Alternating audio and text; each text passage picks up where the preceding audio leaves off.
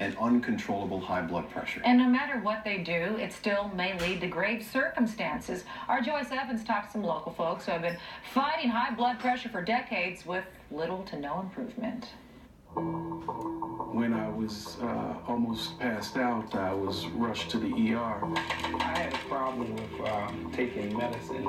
Both of these men are in a baffling, endangered group of patients who doctors and scientists have been trying to figure out for decades.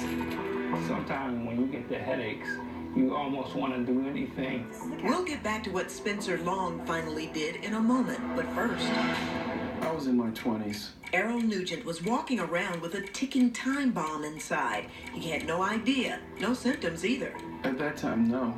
He found out during a routine checkup. It wasn't that high. Not then, but when the headaches and the dizzy spells kicked in. I would say my pressure could have probably been like 175 over 110.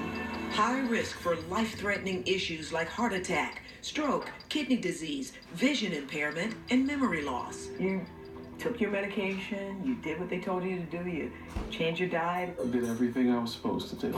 And he did it for more than 25 years. One water pill turned into 6 or 7 different medications.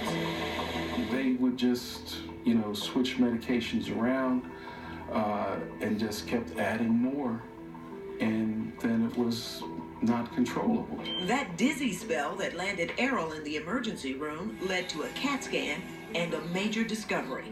A right adrenal adenoma, which is a small benign tumor that grows on the adrenal gland. Well, I've seen patients who come to me often on, 3 to 6 medications with poor blood pressure control. He did have an overactive adrenal gland. The gland was removed a couple months ago. 136 over 80, so that's pretty good. It's a slow process. I'm actually down to 4 meds now. It's just the luck of the draw. There's plenty of truth in that, according to Temple cardiologist Dr. Deborah Crabb. Get you comfy up here. We know that there's about 38% of our population here in North Philadelphia that actually have high blood pressure. And we know that about 12.5% have never had their blood pressure checked.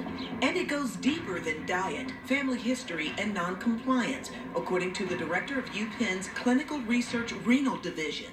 African Americans do have more severe hypertension in general.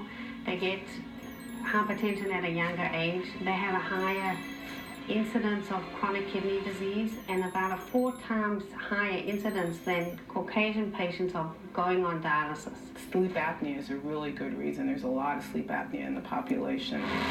The American Heart Association is pushing for more research, trying to unravel the remaining mysteries as to why one group continues to suffer so much. If you can see the yellow. Senior clinical research nurse Robin Neubauer explaining the trial procedure Spencer took part in a year ago. Said they were going to put dye in. They're in the middle of a 3-year blind study to treat resistant hypertension.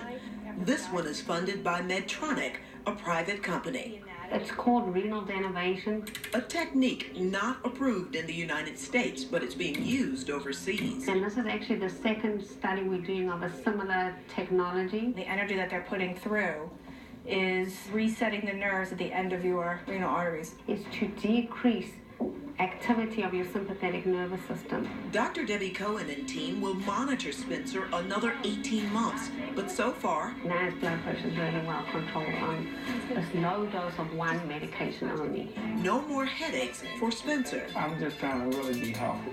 No more dizzy spells for Errol.